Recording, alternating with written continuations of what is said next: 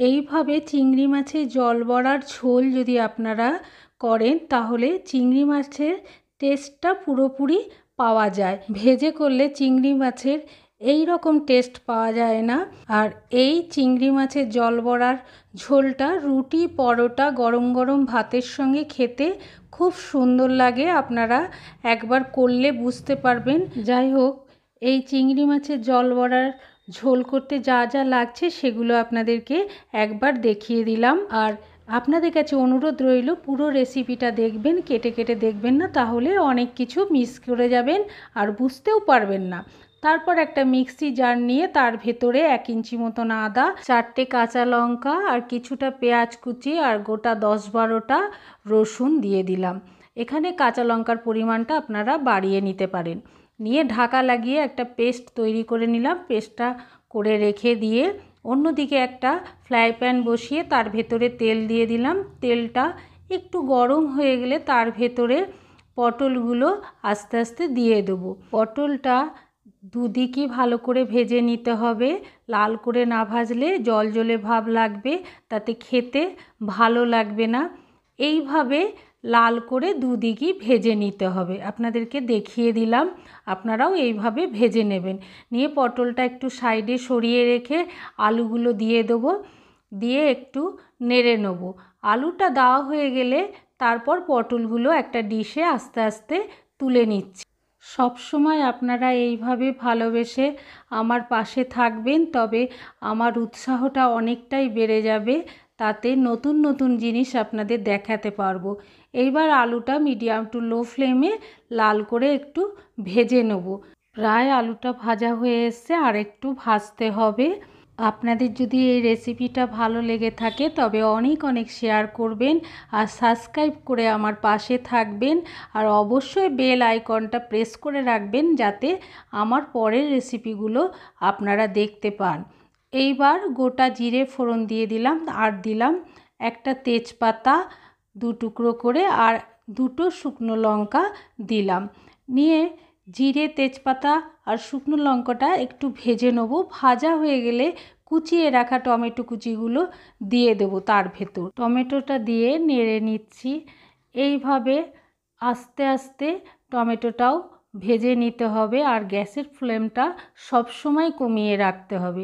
নিয়ে টমেটোটা একটু ভেজে নিয়ে সাইডে সরিয়ে রেখে কুচিয়ে রাখা পেঁয়াজ কুচিগুলোও তার ভেতর দিয়ে দিলাম। পেঁয়াজ কুচিটাও আস্তে আস্তে ভাজতে হবে। আর এই পেঁয়াজ আর টমেটো কুচিটা যাতে নরম হয় তার জন্যে স্বাদ অনুসারে লবণ দিয়ে দেবো। লবণ দিয়ে আলু, টমেটো, পেঁয়াজ সবগুলোকে আস্তে আস্তে ভাজতে হবে। এইবার নেড়ে নিলাম, নেড়ে নিয়ে ঢাকা লাগিয়ে কিছুক্ষণ ভাজতে দেবো। আর সেই সময় চিংড়ি মাছটা পেস্ট করে নিই। একটা মিক্সি জার নিয়ে তাতে চিংড়ি মাছগুলো আগে থেকে ধুয়ে রেখে দিয়েছিলাম, মিক্সি জারের ভেতর দিয়ে দিলাম। দিয়ে একটা কাঁচা লঙ্কা দিলাম, দিয়ে ঢাকা লাগিয়ে আস্তে আস্তে পেস্ট করে নিতে হবে।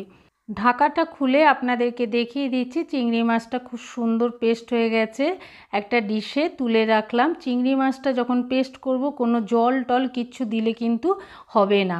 আস্তে আস্তে জল ছাড়াই পেস্ট করতে হবে, একটু ধৈর্য নিয়ে পেস্ট করতে হবে। এইবার চিংড়ি মাছের ভেতর স্বাদ অনুসারে লবণ দিয়ে দিলাম, আর ঝালের জন্যে লঙ্কার গুঁড়ো দিলাম। ঝালের পরিমাণটা আপনারা কমিয়েও দিতে পারেন, আবার বাড়িয়েও দিতে পারেন। এবার একটু চিনি দিলাম। তারপর কুড়িয়ে রাখা নারকেল কোড়াগুলো দিয়ে দিলাম। এটা অপশনাল, আপনারা ইচ্ছা করলে দিতে পারেন, নাও দিতে পারেন, তবে দিলে একটু ভালো লাগে। দিয়ে সবগুলো চিংড়ি মাছের সঙ্গে আস্তে আস্তে মাখিয়ে নিতে হবে। খুব ভালোভাবে মাখাতে হবে যাতে চিংড়ি মাছের সঙ্গে সবটা সুন্দর করে মেখে যায়। এইভাবে মাখিয়ে নেব, আপনাদেরকে দেখিয়ে দিলাম। দিয়ে মাখাটা একটু রেখে দেবো। অন্যদিকে পেঁয়াজটা বসিয়ে রেখেছিলাম, পেঁয়াজ, আলু, টমেটোটা ঢাকাটা খুলে নেড়ে নেব।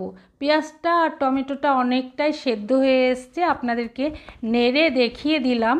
এইবার তার ভেতরে আগে থেকে বেটে রাখা পেস্টটা দিয়ে দেবো। দিয়ে আস্তে আস্তে আলু, পেঁয়াজ, টমেটোর সঙ্গে মিশিয়ে নেব। আপনারা দেখে বুঝতে পাচ্ছেন পেঁয়াজ আর টমেটোটা অনেকটাই সেদ্ধ হয়ে এসছে।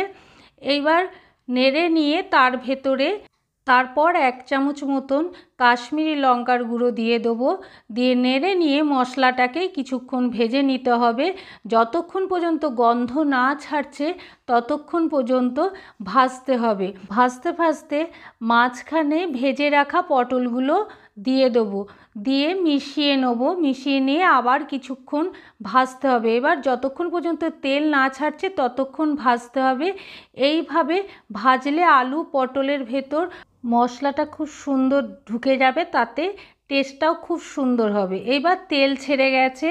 এইবার আগে থেকে ফুটিয়ে রেখেছিলাম গরম জল, সেই গরম জল ফ্রাই প্যানের ভেতর আস্তে আস্তে দিয়ে দেবো।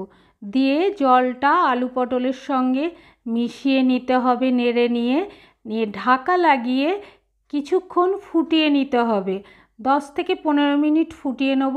নিয়ে ঢাকাটা খুলে নিলাম। যখন জলটা টকবক করে ফুটে উঠবে তখন চিংড়ি মাছটা আগে থেকে মাখিয়ে রেখেছিলাম ডুমো ডুমো করে, যেই জায়গাগুলোতে ফুটছে সেই জায়গাগুলোতে কিছুটা ডিস্টেন্স মেনটেন করে দিতে হবে। আপনারা দেখে বুঝতে পাচ্ছেন। এইভাবে আস্তে আস্তে চিংড়ি মাছের বড়াগুলো সব আস্তে আস্তে দিয়ে দেবো। দেওয়া হয়ে গেলে একটু ফুটিয়ে নিতে হবে, তারপর ঢাকা দিয়ে আবার 20 মিনিট মতন ফোটাতে হবে। এবার ঢাকাটা খুলে নিলাম। কিছুটা নারকেল কোড়া বাকি ছিল, সেই নারকেল কোড়াটা এই ঝোলের ভেতর ছড়িয়ে দিচ্ছি। এটা ইচ্ছা করলে আপনারা দিতেও পারেন, আবার নাও দিতে পারেন। কিছুটা ছিল সেই জন্যে দিয়ে দিলাম। এবার দেওয়া হয়ে গেলে একটু নেড়ে নিতে হবে। এইবার আপনাদের চিংড়ি মাছের বড়াগুলো দেখিয়ে দেবো। একটুও ভাঙেনি, কিন্তু কত সুন্দর বড়াগুলো হয়েছে দেখুন। এইবার একটু ফুটে যখন উঠেছে তখন তার ভেতরে ক্রিম দিয়ে দেবো, ফ্রেশ ক্রিম। এই ফ্রেশ ক্রিমটা যে কোনো মলে কিনতে পেয়ে যাবেন আপনারা। দিয়ে ফ্রেশ ক্রিমটা দিয়ে নেড়ে নিতে হবে আস্তে আস্তে। আর আপনাদেরকে দেখাচ্ছি, দেখুন আমি নাড়ছি কিন্তু একটাও বড়া ভাঙবে না। এইভাবে চিংড়ি মাছের জল বড়ার ঝোল করে খেয়ে দেখবেন, খুব সুন্দর হয়। একদম চিংড়ি মাছের টেস্ট পাওয়া যায়। একটু ফুটিয়ে নিয়ে নামিয়ে রেখে দিলাম। এবার একটু ঠান্ডা হলে একটা বাটিতে আস্তে আস্তে তুলে নেব। তুলে নিয়ে এইবার সবাইকে পরিবেশন করব। আপনারা অবশ্যই একবার বাড়িতে এইভাবে চিংড়ি মাছের জল বড়ার ঝোল খেয়ে দেখবেন, খুব সুন্দর খেতে হয় আর টেস্টও খুব সুন্দর হয়।